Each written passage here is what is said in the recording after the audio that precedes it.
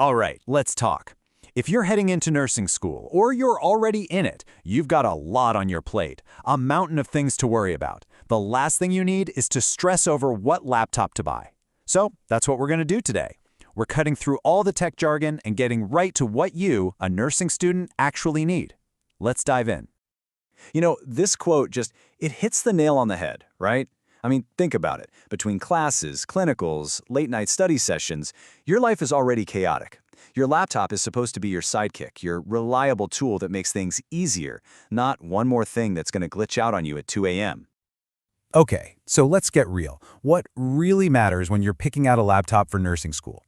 It's not about getting the flashiest, most powerful machine on the planet. Nope, it's all about a few key things that are tailor-made for the crazy, on-the-go life you're about to lead.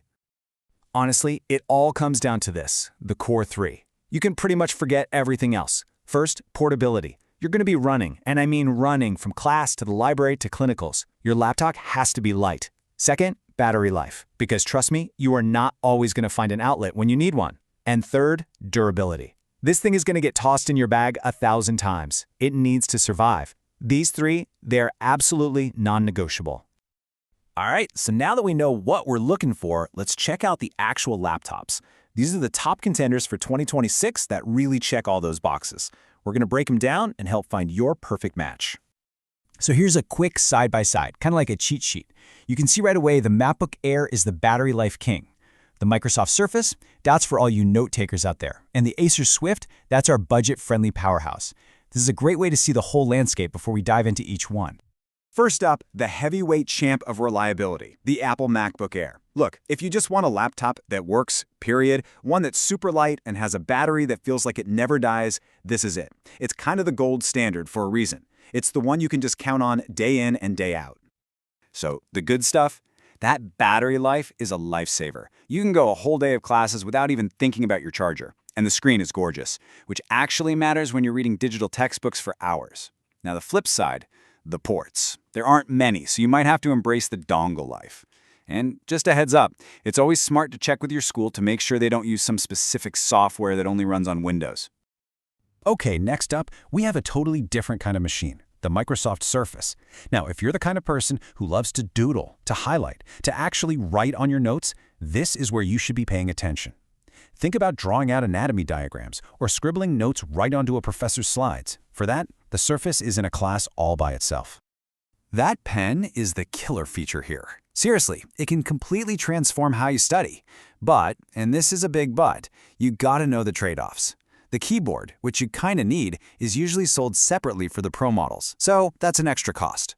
Also, a little tech note, the newest models run on different chips, so you just wanna be sure any older apps you might need will play nice.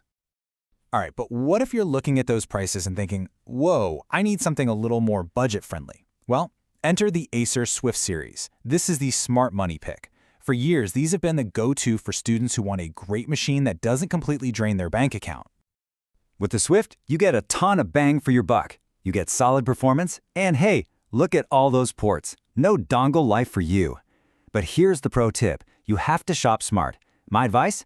Steer clear of the absolute rock-bottom base model. They usually have kind of dim screens. Spending just a little bit more gets you a way better machine.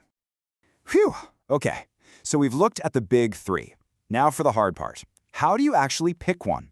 Don't worry, let's make this easy. We're going to boil it all down to a super simple guide so you can make your choice and feel great about it. Honestly, it can be this simple.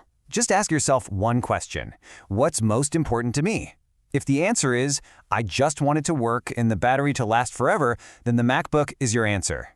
If you say, I have to handwrite my notes, then boom, the Surface is the one. And if you're thinking, I need something solid that won't break the bank, then the Acer Swift is your go-to. See? Easy. But wait, we're not done just yet. I want to give you a few bonus tips to make your life even easier once you have your new laptop. Because, buying the thing is just step one. Using it smartly is the real secret weapon. Okay, rapid-fire tips. These seem small, but they are game changers. Sync your files to the cloud. Seriously, do it now. It'll save you from a complete meltdown one day. Get a little laptop stand. Your neck will thank you after an all-nighter. A padded case is not optional. It's mandatory. And learn how to kill background apps to save battery. That's a superpower. Trust me on these. So as we wrap this up, I want you to remember something. This isn't just about buying a gadget. It really isn't. You're picking out a partner, a reliable tool that's going to be with you through some incredibly tough and incredibly amazing years of your life. So, it all comes down to this one question. Your school days are going to be long. Your future shifts will be even longer. So take a look at these options, think about what we've talked about, and just ask yourself, which one of these machines are you going to trust to keep up with you?